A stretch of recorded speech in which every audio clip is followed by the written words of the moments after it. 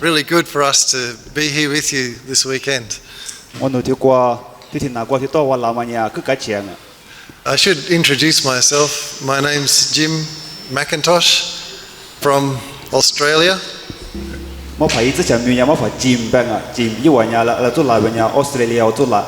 And my wife Linda, and we have 5 children. 3 of them are here.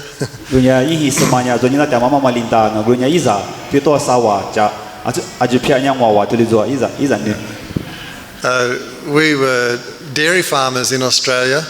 No plan to be missionaries when other than serving the Lord in our own country, but the Lord called us about must be 12 years ago.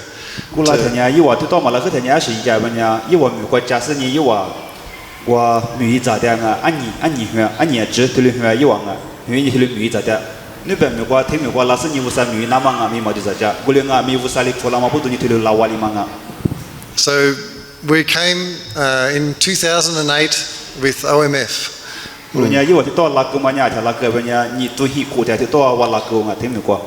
And we were appointed to work with Lisu people. We had a vision to see Lisu people reaching out in mission to others. We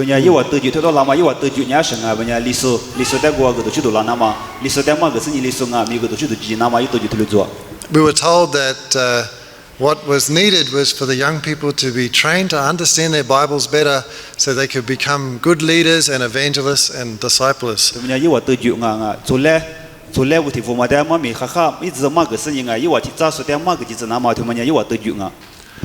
And we came very excited, but knowing not very much. We've learned Thai language. We can handle ourselves okay in Thai, but I still haven't learned to speak your Lisu language yet. I'm sorry.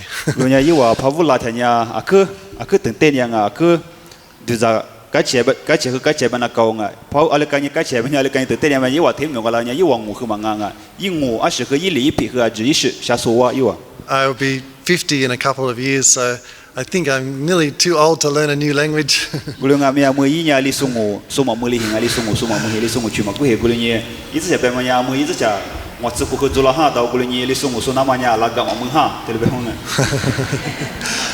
We thought that we would be able to find young people keen to study the Bible and ready to go out and join the mission, build God's kingdom. But we discovered that many of the young people who come are just Christian in name, but they don't really have a personal relationship with Jesus.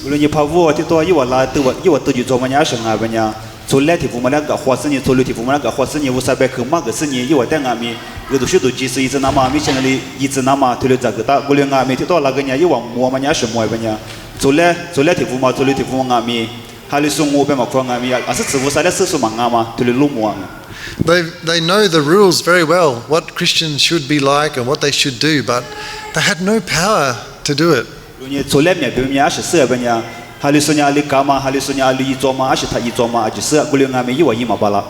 Some struggling with smoking or drinking or drugs.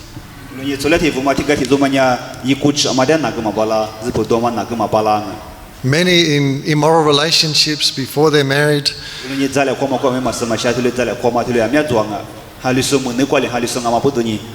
Some they just want to come and get good English so they can go and get a job somewhere and make lots of money.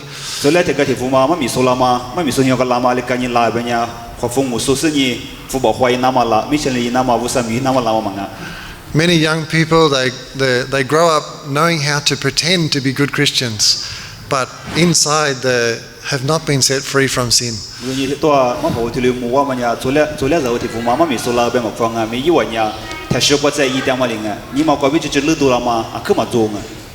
Well, up there at JOF we live in a community together, so you cannot hide your true self for very long.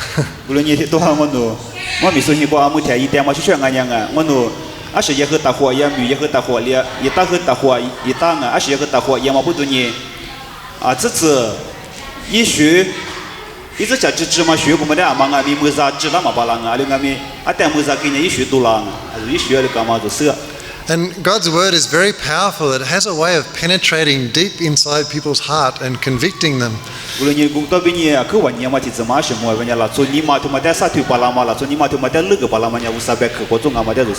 And the greatest blessing that our family have experienced is seeing people's lives change as they understand the gospel and receive a new power from within as the Holy Spirit comes in to start to change and to give their life to serving the Lord.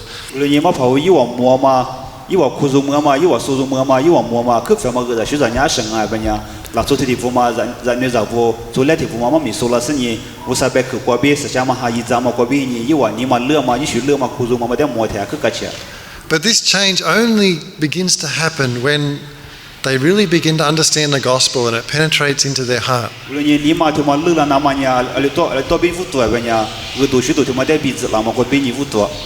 Now, some people think that the gospel is just for non-believers. That's how they can become a Christian. But actually, if you study the Bible carefully, the gospel is how the Christian life is lived day by day, and that's what gives us the power to change.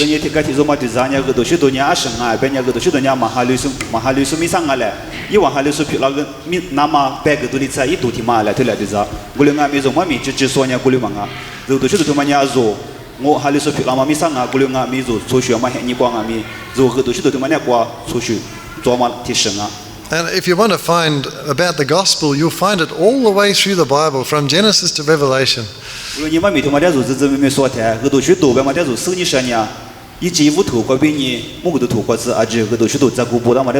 It's not just in the New Testament, it's in the whole Bible.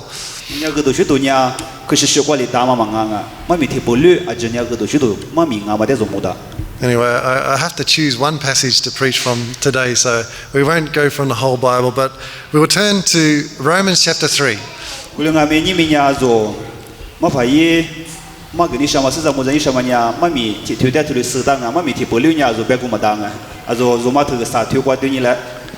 So we're going to be reading not the whole chapter, but we're going to be reading it section by section. So after we do the first reading, don't close your Bible, keep it open so you can check what I'm saying and so you can read the next bit when I say.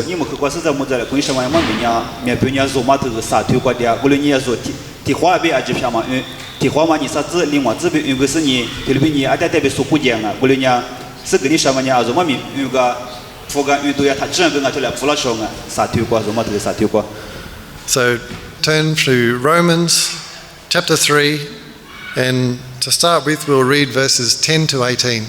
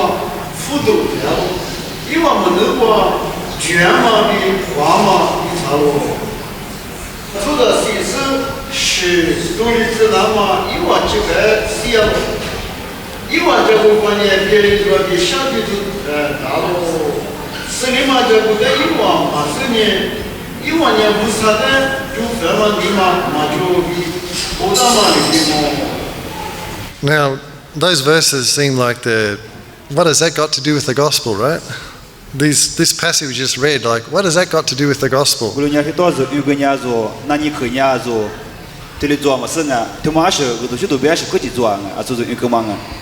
Now, gospel, in English it means good news. I'm not sure when it's translated into Lisu, what does it mean?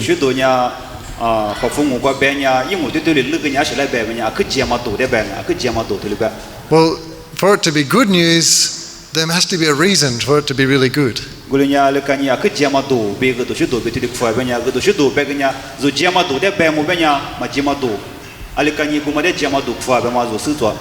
And what we read here seems like really bad news, right?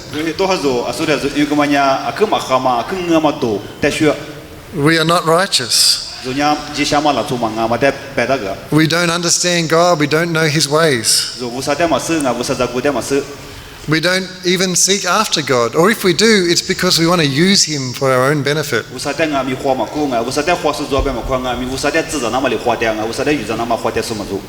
I hear people saying, believe in Jesus and your life will become better. He will give you everything you need.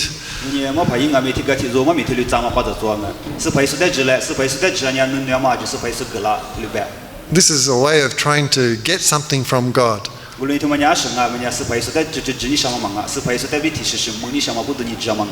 It's not because we love Him or worship Him. This passage says that there's no one good. Everyone has turned away from God.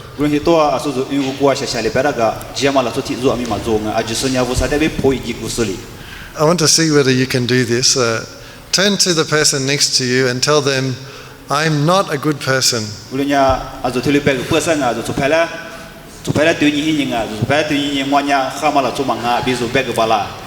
I'm very bad. Can you say that to each other?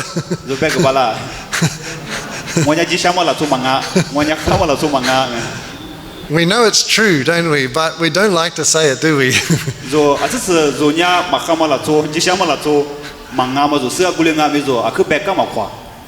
We feel uncomfortable when we admit something like that. This passage says that our mouths like to say things that are horrible.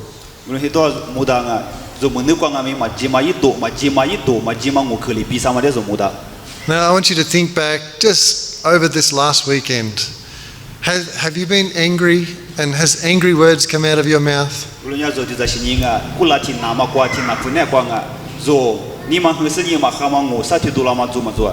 Have you been selfish? Have selfish things come out of your mouth?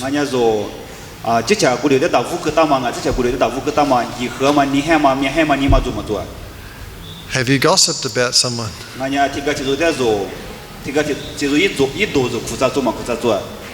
Have you not been kind, and has unkind things come out of your mouth? I know even myself. I have judged people and I said not nice things about them.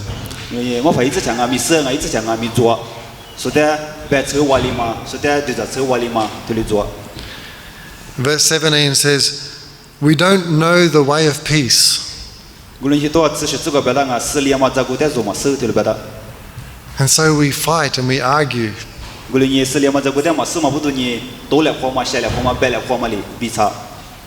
This morning, I had to close my mouth and not talk because I nearly said some things not nice to my wife.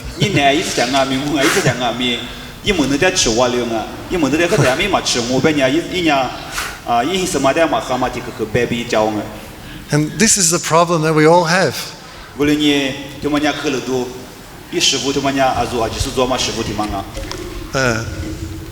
That's in our homes, in our churches, in our personal life.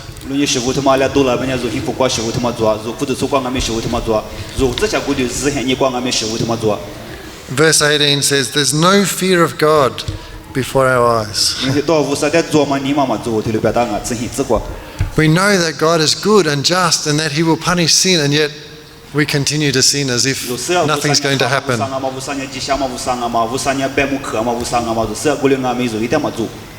Now, this is a very big problem that we all have, but actually there's a problem that's much bigger than this.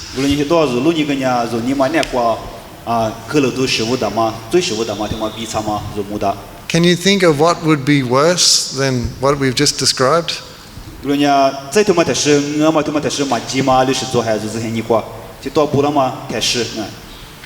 Take a look at the next two verses, verse 19 and 20. Maybe we'll ask our teacher over here to read it, verse 19 and 20 for us.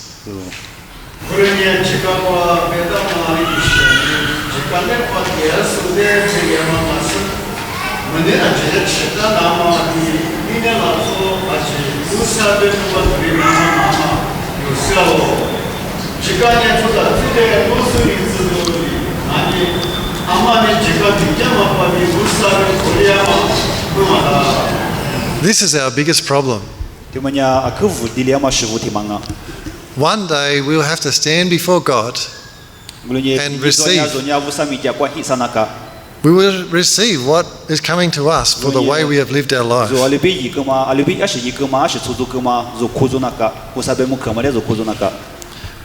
The right thing for God to do to sinful people is destroy them.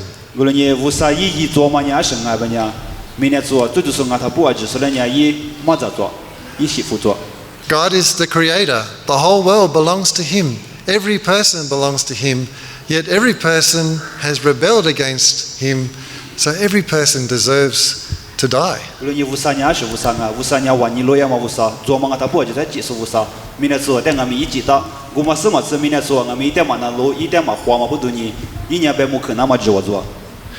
We like to think that our biggest need is we need a bit more money, right?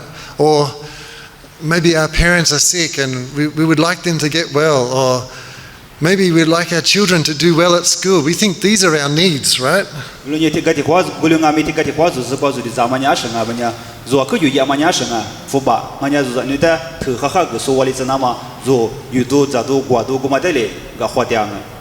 But our real need is that we are lost. We cannot help ourselves from our sin, and we will have to face God one day.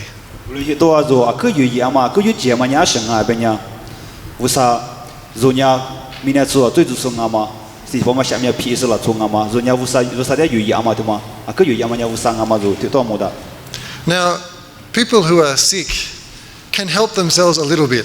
Like you can ask for a drink of water, or you can, roll over in bed and get comfortable if you're really sick, but you can help yourself a little bit.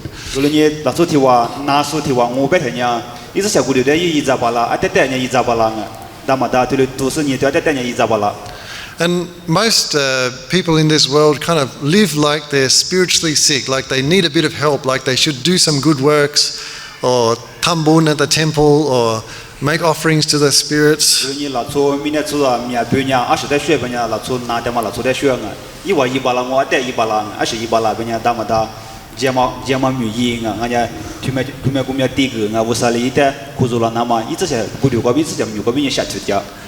In the book of Ephesians, Paul writes that we're not just spiritually sick. He says that we are spiritually dead.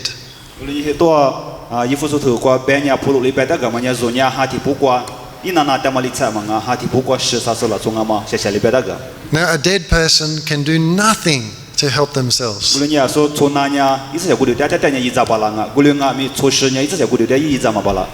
And a spiritually dead person can do nothing to help themselves.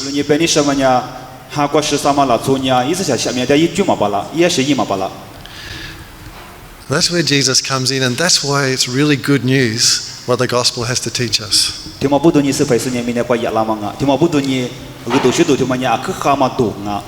Look at the very next verse, verse 21.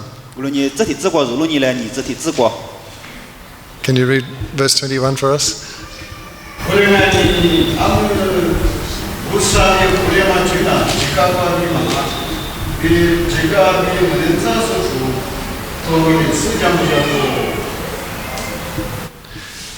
So here this verse is telling us that God has done something about this problem that we're in.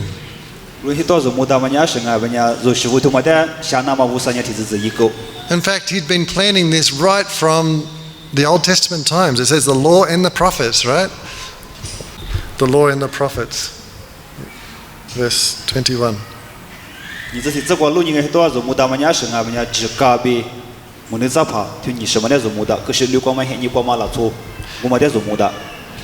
There is a way that we can be called righteous person.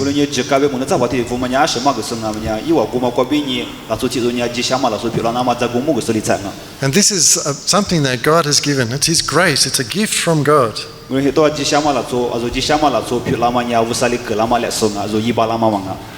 It's not something that comes from our good works. giving your tithe money or coming to the church, that doesn't make you righteous.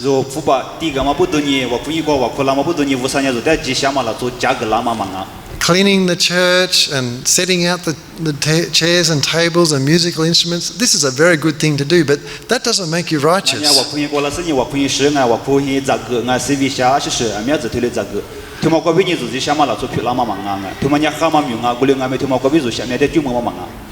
Today we've been served by some of the ladies here. They cooked delicious food and it was really nice and we're really thankful, but that cannot make you righteous.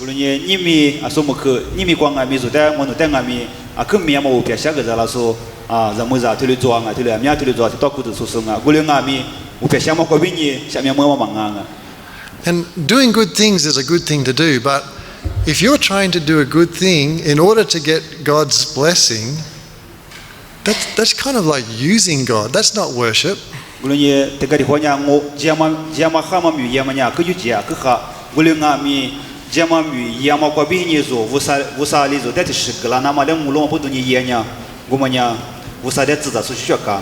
So what is the way to be righteous?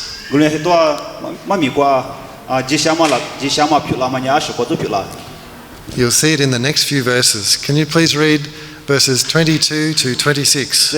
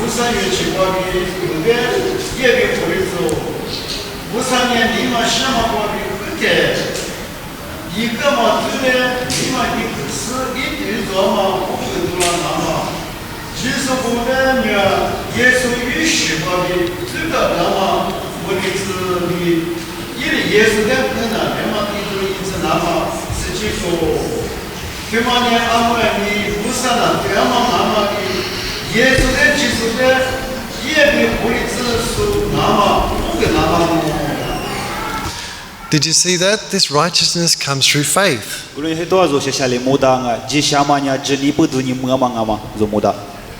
Not by good works, but by faith. So what does it mean by righteousness? This is like God's announcement that you are righteous.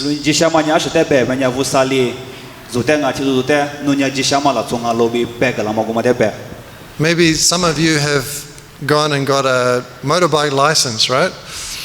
And as you did the test and as you rode around the last time and you're coming back to the place where you started, there's one of the officials standing there and he goes like this, that means you passed. Or he goes like this, that means you failed, you have to do again.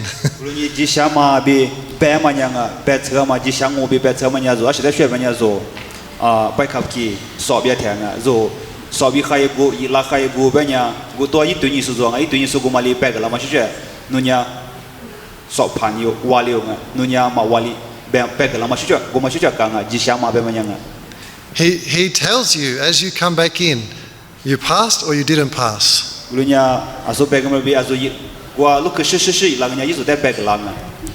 Or maybe some of you have applied for a job in Chiang Mai.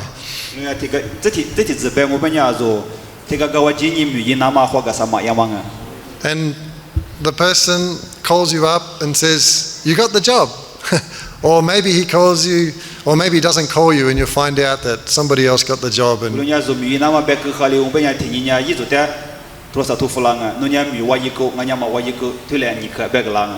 but either way, you hear an announcement that either you're this or you're that. You get a verdict or an announcement, wow, that you are either you got the job or you didn't get the job.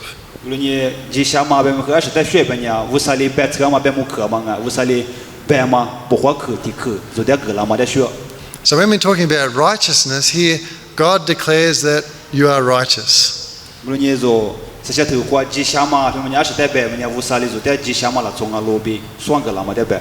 So How do you get this? How do you get to be declared righteous by God? Can you work for it? No. Good. Look at verse 22. It's given, right? Given through faith. And who gets to receive this gift?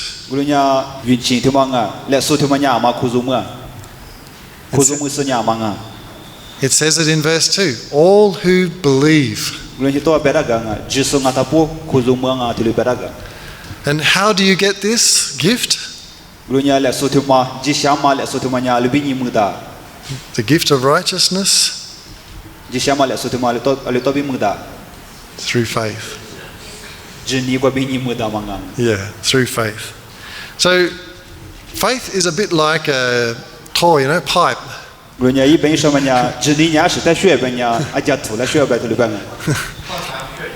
You have a pipe going into your house, and that's how you get water in your house, right?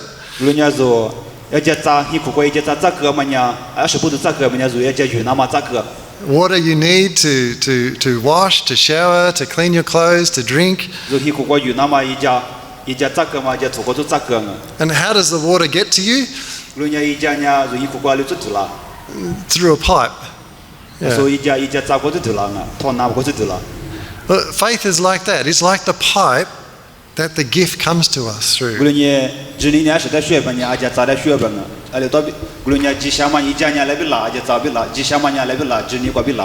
The gift is righteousness, which we get through Jesus. So the gift is Jesus, righteousness. It comes through faith.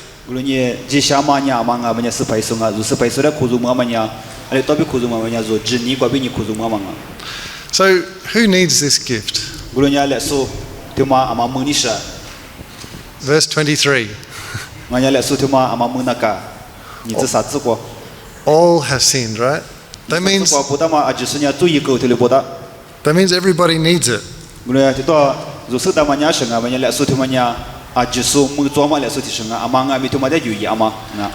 All right, now comes a bit of a problem, right? In the first passage we read, we saw that we are clearly sinful.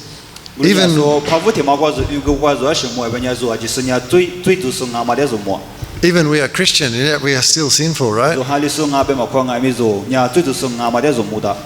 So how can God call us righteous when we're not?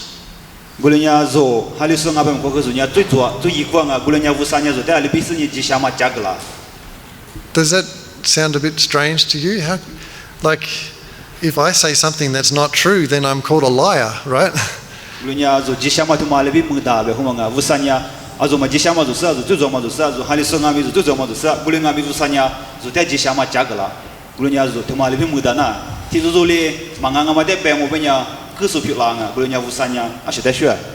So how is it that God can call us righteous when clearly we're not righteous?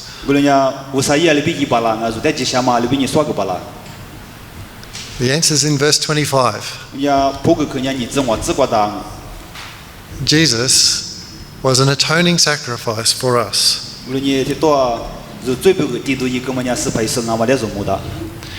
He died in our place. And now you start to see why it's so important that Jesus died for us.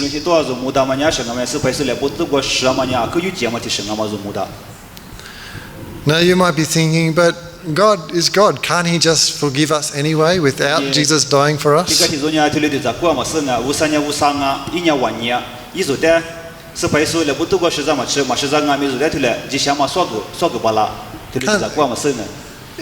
If God is God, can't He just forgive if He wants to?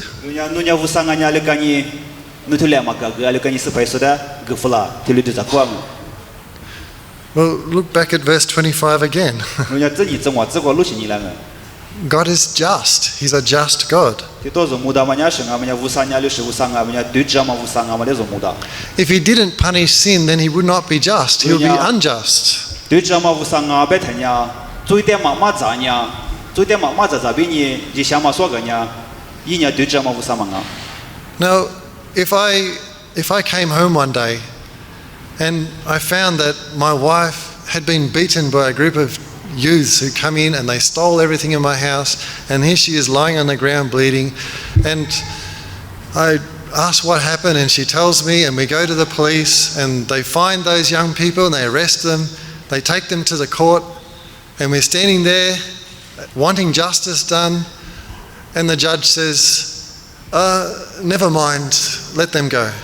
有人带我呢，多带我听嘛，对你来讲，我怕一直讲很苦瓜，听你说呢，一把嘛带很人啊，一直讲很什么，我的意思是，没有的出苦了是呢，对了，马哈哈一个是人啊，很高中嘛，这生啊没有就苦带过，过了呢，我怕一直讲一拉个呢，那你来过个呢，但侬带过几个，但侬带过几个呢，出苦过的，我们出木的呢，3万带一个，过了呢，白木手帕的侬带，哎，你嘛个，对了，放个小白了呢，说你的啥？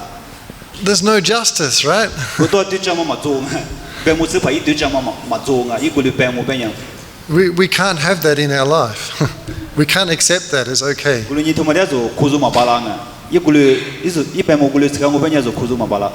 So God cannot be like that. If He just forgave, then He's not a good God.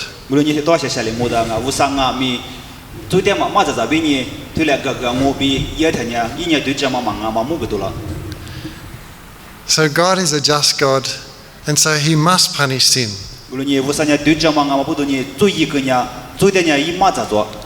Look at verse 26 with me again.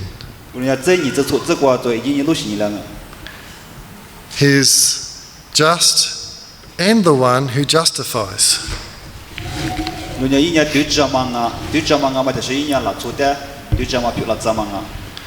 That means that He's the one who pays the debt. That's what happened when Jesus died on the cross. He paid our debt of sin. When someone does something wrong, someone has to pay. It's either the person who did the wrong, or God can pay it for us through Jesus.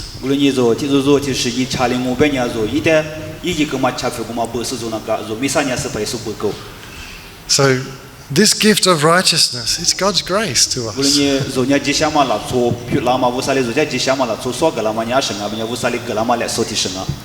It's not a free ticket to heaven and then you can just live your life however you want.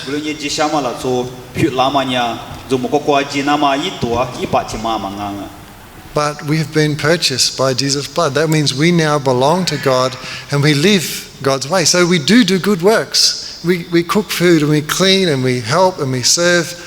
This is our act of worship and gratitude for what He's done for us.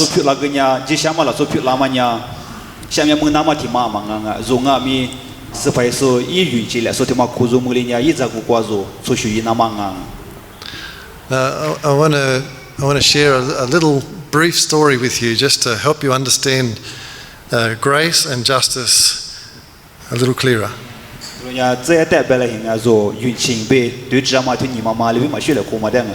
A father had a son who he loved. That son was murdered one day by a young man.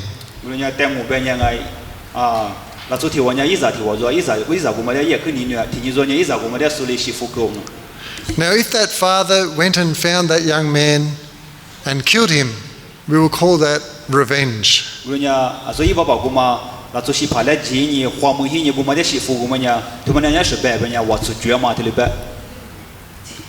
But if that father went to the police and had that young man arrested, taken to court, and then in the court the judge said, "You are guilty, you must go to prison, and you must pay a big fine."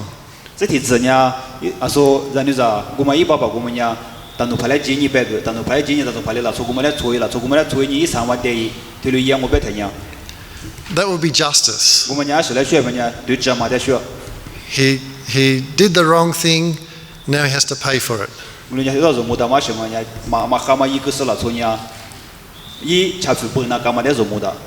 Now suppose that father was in the courthouse and he stopped the judge and said, "Just wait.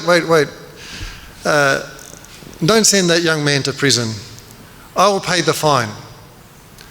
古人家带我别人啊，说那做说在你一把把过嘛，一上了几公啊，上了20年那做西帕古条嘛的人，我比如我哥夫那么一条古人阿米，那做古条嘛多了10年，他再黑，因为上我不在，就白我别人。 We call that mercy. 他们人家是白没，他们人家运气，对吧？Mercy is not getting the punishment that you deserve.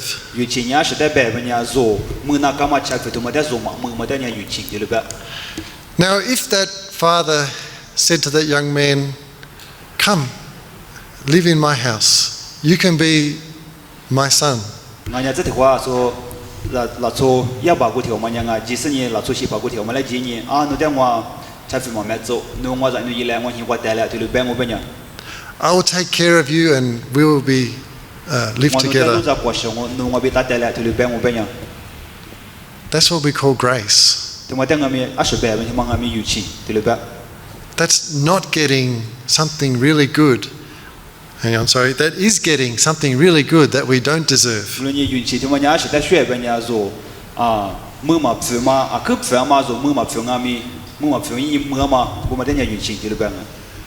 that's what the gospel is. This is God's wonderful gift of grace.